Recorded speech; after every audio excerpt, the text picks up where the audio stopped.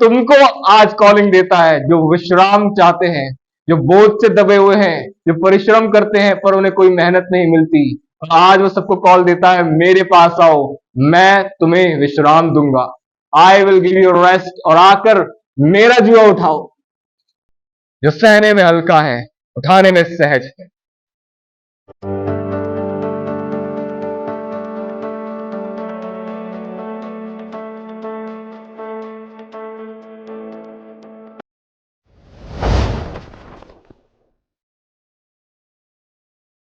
Praise the Lord. एक बार फिर से बाइबल विद मॉरिस में मैं आप सभी का स्वागत करता हूं, और मैं हमारे आदरणीय पास्टर सीएम जॉय का धन्यवाद करता हूं, और उन सभी सदस्यों को धन्यवाद करता हूं जिन्होंने हमारे लिए प्रार्थना की। और आप सभी को एबेनेजर बाइबल चर्च की ओर से मैं स्वागत करता हूं बाइबल विद मॉरिस में।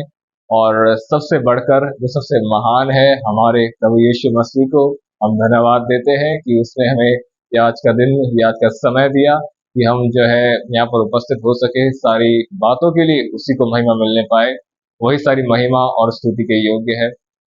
आज जिस विषय पर मैं आपसे बात करना चाहता हूँ, दरअसल वो एक गंभीर विषय है, और मैं आपसे चाहता हूँ कि आप इस विषय पर जब बात कर रही हो तो आपको कंसंट्रेशन जो है कि मेरी बातों पर हो। कई बार ऐसा होता है कि जब हम फोन पर कुछ देख रहे होते हैं मेन चीज, तो कभी कभी ऐसा होता है कि कुछ नोटिफिकेशंस आने की वजह से हमारा ध्यान भटकता है। लेकिन नहीं, आज मैं चाहता हूँ आप अपना 100% द वर्ड ऑफ गॉड को दो अटेंशन। और चलिए एक काम करते हैं, वर्ड को पढ़ लेते हैं, और आप सभी मेरे साथ निकाल सकते हैं फिलिपियों की पत्री, उसका 4 अध्याय। और हम उसके लिए पढ़ेंगे 6वां वचन, the letter of Philippians chapter 4 verses 6। या हिंदी में ऐसा लिखा है, किसी बात की चिंता मत करो, परंतु हर एक बात में तुम्हारे निवेदन, प्रार्थना और विनती के द्वारा धन्यवाद के साथ परमेश्वर के सम्मुख उपस्थित किए जाएं। तब परमेश्वर की शांति, ये इसका 7वां वचन है, तब परमेश्वर की शांति जो समझ से बिल्कुल परे है, तुम्हारे हृदय और तुम्हारे विचारों को मसीह यीशु में सुरक्षित रखेगी। In English it says, be anxious for nothing, but in everything by prayer and supplication with thanksgiving, let your requests be made known to God, and the peace of God, which surpasses all the comprehension, will guard your hearts and minds in Christ Jesus, it says. यहाँ पर word साफ साफ कह रहा है कि the piece of God, जो कि विच सरपासेस ऑल द कॉम्प्रिहेंशन, जो सारी समझ से परे है, वो तुम्हारे हृदय और तुम्हारे विचारों को मसीह यीशु में, परमेश्वर की शांति जो है एक व्यक्ति के हृदय और विचारों को मसीह यीशु में सुरक्षित रख सकती है। हमने अब यहाँ पर पढ़ा, किसी बात की चिंता ना करो। प्रेज पॉल ये जो बात लिख रहे हैं, ये फिलिपियों की कलीसिया को लिख रहे हैं, और मैं आपको बताना चाहता हूँ, जिस समय पौलुस इस बात को लिख रहे थे वो खुद एक दुविधा में थे, परेशानी में थे, जेल में थे। और उस समय रोम की जेलों की हालत बहुत ही बुरी हुआ करती थी, और वो एक ऐसी पत्री को, आप जानते हैं, जिसमें वो आनंद की बात लिख रहे हैं। आप जानते हैं वो खुद जेल में है और वो दूसरों को कह रहे हैं, प्रभु में सदा आनंदित रहो, किसी बात की परवाह ना करो, चिंता ना करो। It's amazing. आपके हालात मैटर नहीं करते हैं कि आपकी इनर कंडीशन कैसी होगी। आपकी इनर कंडीशन वैसी होगी जैसा खुदा चाहता है। अब देखिए यहाँ पर वो क्या कह रहा है, किसी बात की चिंता ना करो। आप इसी अध्याय में जब ऊपर पढ़ोगे तो आप पाओगे कि प्रभु पॉल कहते हैं, प्रभु में सदा आनंदित रहो। मैं फिर कहता हूँ, आनंदित रहो। इट्स अमेजिंग कि आप साम्स 128 में पढ़ोगे, भजन संहिता 128 अध्याय में पढ़ोगे, और आप उसमें देखोगे वहां लिखा है, धन्य है व्यक्ति, वहां लिखा है, जो पुरुष यहोवा का भय मानता है वह निश्चय अपनी कमाई को खाने पाएगा। और आप देखोगे कि उस अध्याय के अंदर पत्नी की तुलना दाखलता से की गई है, और बच्चों की तुलना जो है वो जलपाई के पौधों के समान से की गई है। एंड जानते हो हबक्कुक, और ठीक वैसे ही जब आप हबक्कुक 3रा अध्याय और उसका 17वां वचन पढ़ोगे तो उसमें आप एक बात को पाओगे। आप देखोगे वहां पर वो कहता है, चाहे दाखलता में फल ना लगे, चाहे जलपाए के पौधों में धोखा ही पाया जाए, तो भी मैं यहोवा ही के कारण आनंदित रहूंगा। इट्स अमेजिंग, पॉल कहता है, वो साफ साफ कह रहा है यहाँ पर कि चाहे मेरा आनंद किसी व्यक्ति में नहीं होगा, किसी वस्तु में नहीं होगा, मेरी पत्नी में नहीं होगा, मेरे बच्चों में नहीं होगा। इट्स अमेजिंग, वो हमें आदेश देता है, प्रभु में सदा आनंदित रहो, यहोवा के कारण आनंदित रहो। ये एक परमानेंट विषय है। बाकी सारे विषय जो भी है, मेरी सैलरी जो आती है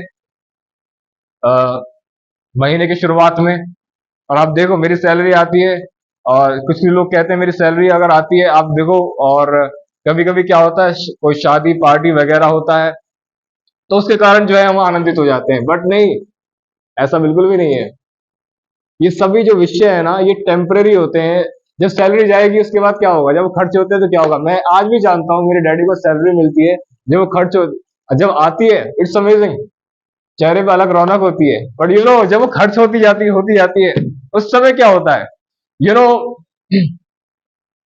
मैं आपको बताना चाहता हूं, पृथ्वी में किसी भी चीज के अंदर आप आनंद ढूंढोगे, वो मात्र केवल एक टेम्परेरी जॉय आपको देगा, एक टेम्परेरी, एक ऐसा आनंद जो कुछ ही पलों का है। पर हबक्कुक कहता है, पॉल यहां पर कह रहा है, प्रभु में सदा आनंदित रहो। मैं फिर कहता हूं, सदा आनंदित रहो। और वो एक बात यहां पर कहता है, यहां पर लिखता है, किसी बात की चिंता मत करो, हर एक बात में तुम्हारे प्रार्थना, तुम्हारे तुम्हारे निवेदन, प्रार्थना और विनती के द्वारा धन्यवाद के साथ परमेश्वर के सम्मुख उपस्थित किए जाएं। आज जो मैं बात करना चाहता हूं, और मैं आपसे फिर से निवेदन करता हूं कि बात को ध्यान से सुनिएगा।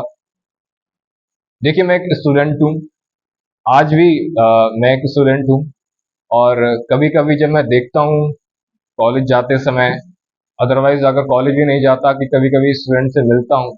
आप जानते हैं आज का माहौल कैसा है। जब हम कॉलेज की दुनिया में देखते हैं, अधिकतर जो लोग हैं वो मिडिल क्लास से वहां पर आते हैं, और हर कोई हाई लेवल से नहीं बिलोंग करता है वहां पर, है ना। और यू नो अधिकतर बच्चों में, अधिकतर जवानों में, मैंने इन दिनों में एक लक्षण देखा, जिसकी वजह से जो है, जिस उम्र में वो है, उस उम्र में रहकर जो है, वो वैसे नहीं जी पा रहे हैं जैसे उनको जीना चाहिए। और जानते हो वो लक्षण क्या था? तो मेंटल प्रेशर, मानसिक रूप से प्रेशर होना। समझ पा रहे हो आप? जानते हो क्या था? कभी कभी मैंने देखा इस चीज को, आज जवान ऐसी चीजों में फंसा हुआ है मेंटल प्रेशर की वजह से। जानते हैं मेंटल प्रेशर होने की वजह से इसलिए कारण है कि कभी कभी वो नशे में चले जाते हैं। कभी कभी ऐसा होता है, कभी कभी उनको नींद, कभी कभी आप देखो, मैंने देखा कि कभी कभी कुछ स्टूडेंट ऐसे आए, जब मैं उनके चेहरों को देखा, उनकी आंखें सूजी हुई थी। क्यों? साफ पता लगता है। जानते हैं, आपके फेस के जो एक्सप्रेशन है, वो आपके शब्दों से ज्यादा बात करते हैं। अगर आप कहोगे कि हमारी क्लास चल रही थी, पर्सनल डेवलपमेंट और स्किल्स की डेवलपमेंट की क्लास थी दरअसल वो, और उसमें उन्होंने हमें सिखाया था कि आपके जो शब्द है ना, उनसे ज्यादा आपके फेस के एक्सप्रेशन ज्यादा बात करते हैं लोगों से।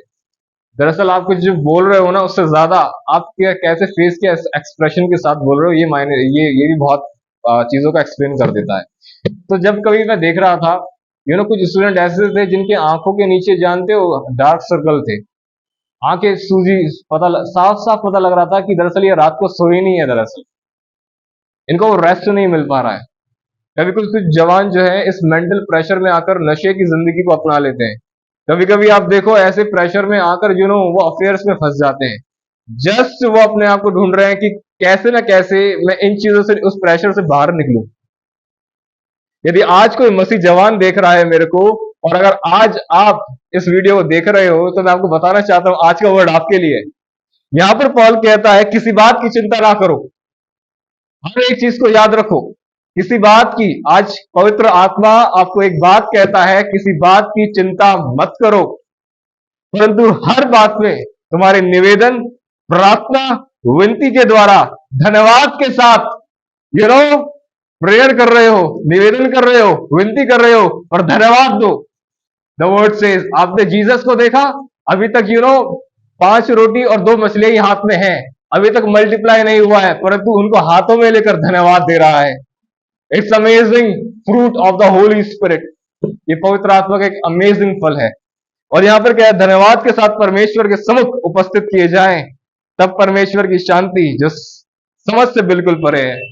सबसे पहले इस बात को ये जानो कि परमेश्वर की शांति आपकी समझ से बिल्कुल परे है। ये आप देख सकते हो कि परमेश्वर की शांति कैसी है कि जब जीसस नाव पर सो रहा था, चारों तरफ तूफान था, जानते हैं यह है परमेश्वर की शांति। चारों ओर तूफान है और आप नाव में सो रहे हैं, आपकी समझ से बिल्कुल परे है। एक नॉर्मल समझ कहती है, एक संसारिक समझ कहती है कि सब कुछ ठीक है, अब मैं शांत रहूंगा। लेकिन परमेश्वर की समझ, परमेश्वर की शांति कहती है सारी और चारों ओर तूफान है, पर फिर भी मैं शांत हूं। ये परमेश्वर की शांति मुझ में है। और यहां पर वो कह रहा है बिल्कुल परे है, परंतु तुम्हारा हृदय और तुम्हारे विचारों को मसीह यीशु में सुरक्षित रखेगी। ना वो उससे कह रहा है वो सुरक्षित रखेगी। अब देखिए इस बात को आपको करना क्या है। बाइबल ऐसा बताती है, एक बार ऐसा समय आया जब इजरायलियों को अमालेकियों से युद्ध लड़ना पड़ा। मेरी बात को गौर से सुनिए। जब युद्ध लड़ना पड़ा तो मूसा ने यहोशू से कहा जा युद्ध लड़, और मैं चट्टान पर पहाड़ पर जा रहा हूं, मैं वहां पर खड़ा रहूंगा, अपनी लाठी को उठाए रखूंगा। एंड यू नो अब क्या हुआ हो रहा है यहाँ पर, यहोशू सुबह उठा, लड़ने के लिए गया, एंड जानते हैं वो क्या कर रहा था, वो लड़ रहा था। और दूसरी ओर मूसा गया, मूसा के साथ एक व्यक्ति और, दो व्यक्ति और थे, हारून और हूर। एंड जानते हो यहाँ पर क्या हो रहा है, जब जब मूसा अपने हाथों को खड़ा किए हुए है, वहां पर देखने को मिल रहा है कि इजरायली प्रबल हो रहे हैं अमाले के ऊपर। लेकिन जब हाथ नीचे हो गए तो आप वहां पर देखोगे कि अमाले की प्रबल हो रहे थे। तो पता है वहां पर क्या किया गया, वहां पर उस मूसा के लिए वहां पर सहारे लगाए गए हाथ के लिए, क्योंकि मूसा के हाथ जो थे वो भर गए थे वहां पर, तो उसके लिए सहारे लगाए गए ताकि उसके हाथ ऊपर ही रहे। क्योंकि वो इस बात को जानते थे मूसा हाथों को ऊपर खड़े किए हुए है, और वो खड़े किए हुए हैं, इस कारण इजरायली जीत पा रहे हैं। आप इस बात को, मैं आपको बताना क्या चाहता हूं, इस बात से मैं आपको ये नोट करवाना चाह रहा हूं, जरा देखिए मूसा हाथों को ऊपर उठाए है, दुआ चल रही है, और दुआ वहां पर उनके हालातों से लड़ रही थी। अंडरस्टैंड, आप प्रेयर करो। यहां पर हमने क्या सीखा, हर बातों में तुम्हारे निवेदन, प्रार्थना, विनती, धन्यवाद के साथ परमेश्वर के सामने उपस्थित किए जाएं। परमेश्वर से प्रार्थना करना सीखो, प्रार्थना तुम्हारे हालातों से लड़ेगी। नौकरी नहीं मिल रही है, परमेश्वर से प्रार्थना करो, वो तुम्हारे हालातों में उतरेगा। कोई भी क्यों ना हो, किसी भी प्रकार का दुख क्यों ना हो। मैं आपको बताना चाहता हूं, यदि आप नशों में फंसे हो, यदि जवानों आप किसी बुरी एडिक्शन में फंसे हुए हो, मैं आपको बताना, और उसमें से निकलना चाहते हो, prayer, pray, pray and pray, God will fight for you. परमेश्वर तुम्हारी ओर से लड़ेगा, तुम्हारे हालातों से, तुम्हारी एडिक्शन से, तुम्हारी परेशानियों से। प्रे, प्रार्थना परमेश्वर को तुम्हारे जीवनों में, तुम्हारे हालातों में उतार कर लेकर आती है और कार्य करने के लिए खड़ा करती है। आइए एक और चित्र में आपको दिखाने पर हूं। बाइबल ऐसा बताती है, एक बार बहुत सी भीड़ यीशु के पास लग गई, और जानते हैं वहां पर क्या हुआ। यीशु ने उनको देखा, और देखने के बाद यीशु कहता है इनके लिए खाने के लिए कहां से लेकर आए। चेले कहते हैं हमारे पास इतना नहीं है, क्या तू चाहता है हम इनके लिए मोल लेकर आए, खरीद के लेकर आए। जीसस उनसे कहता है नहीं, तुम ही उनको खाने को दो। और वो वहां पर लेकर आते हैं 5 रोटी और 2 मछलियां। आप देखो इस बात को, दरअसल ये किसी बच्चे के पास से लेकर आए थे। और जरा देखो इस बात को, यहां पर मैं आपको एक वर्ड नोट करवाना चाहता हूं, जरा इसको ध्यान से सुनना और समझना। यहां पर क्या लिखा हुआ है, लूका 9 अध्याय, और उसका मैं आपके लिए पढ़ना चाहूंगा 16 वचन। और ये यहां पर लिखा है, तब उसने वे 5 रोटियां और 2 मछली ली, और स्वर्ग की ओर देखकर धन्यवाद किया, और तोड़ तोड़ कर चेलों को देता गया कि लोगों को परोसे। In English it says then he took, इसको अंडरलाइन कर लीजिए, देन ही टुक, ये वर्ड है ना, ही टुक, उसने ली, इसको अंडरलाइन करिए। The 5 loaves and the 2 fish, and looking up to heaven, he blessed them and broke them, and keep giving them to the disciples to set before the people. इस बात पर गौर करिए, यहां क्या लिखा है, उसने वो 5 रोटी और 2 मछली ली। आप जानते हैं क्या अमेजिंग बात यहां पर लिखी हुई है, आप इस बात को पकड़ने की कोशिश करो। जब तक वो 5 रोटियां 2 मछलियां चेलों के हाथ में थी, तब तक वो आगे नहीं बढ़ी। लेकिन जब यीशु ने उनके हाथ से लेकर उन्हें अपने हाथों में लिया, वो आगे बढ़ी, वो मल्टीप्लाई हो गई। अपने हर हालातों को, अपनी हर कमियों को अपने हाथों में रखोगे तो कुछ नहीं होगा, लेकिन अगर अपने हर हालातों को, कमियों को उसके हाथों में रख दोगे तो तुम्हारे हालात, तुम्हारी कमियां, सारे विषय आशीषित हो जाएंगी। इस बात को समझो। आपकी कमियां तभी तक कमियां हैं जब तक वो आपके हाथ में है। आपकी परेशानी है तभी तक परेशानी है जब तक वो आपके हाथ में है। अपने हाथ को हटाओ, अपने हाथ में से हटाकर उन्हें खुदा के हाथों में दे दो, और आप अपने हालातों में, अपनी कमियों में खुदा के हाथ को देखोगे। एक अमेजिंग चीज जो मैंने यहां से सीखी वो यह थी कि जानते हैं, जब यीशु उन सभी को खाना खिला रहे थे, इस पूरे हालातों में मैंने खुदा के हाथ को वहां पर कार्य करते हुए देखा। क्यों देखा? क्योंकि यीशु ने उन 5 रोटी, उन 2 मछलियों को चेलों के हाथों से लिया और अपने हाथों में लिया और धन्यवाद किया और तोड़ तोड़ कर देता गया। और अमेजिंग चीज थी, वहां पर 12 टोकरियां भी बची और वो सारे खाकर तृप्त हो गए थे। 5,000 तो केवल पुरुषों की गिनती है वहां पर। ये यहूदियों की एक परंपरा रही है कि वो केवल जो है केवल जो है पुरुषों की गिनती करते थे, बच्चे और स्त्रियों की और भी ज्यादा थी। एंड जानते हैं, जब ऐसा हुआ, एक अमेजिंग चीज है यहाँ पर, परमेश्वर ने हालातों में कार्य किया। कब किया? जब बातें उसके हाथों में दी गई। अपने सारे विषयों खुदा के हाथों में, चिंता मत करो, शेयर करो उससे। मन में कुछ आता है ना, शेयर करो। आप शेयर नहीं कर रहे हो, दरअसल आप अपनी परेशानियों को, दिक्कतों को उसके हाथ में दे रहे हो। और पूरी बाइबल इस बात की गवाह है, जो भी विषय उसके हाथ में दिया गया है उस पर कार्य उसने किया है। जिस बात को आप उससे शेयर करोगे ना, मैं आपको बताना चाहता हूं इस बात को, वो विषय अब आपका नहीं रहेगा, वो विषय उसका हो जाएगा, उसका हो जाएगा। एंड आप उसको अपनी चिंता दोगे, आप उसको अपना प्रेशर दे दोगे, बदले में वो अपनी शांति तुम्हें दे देगा।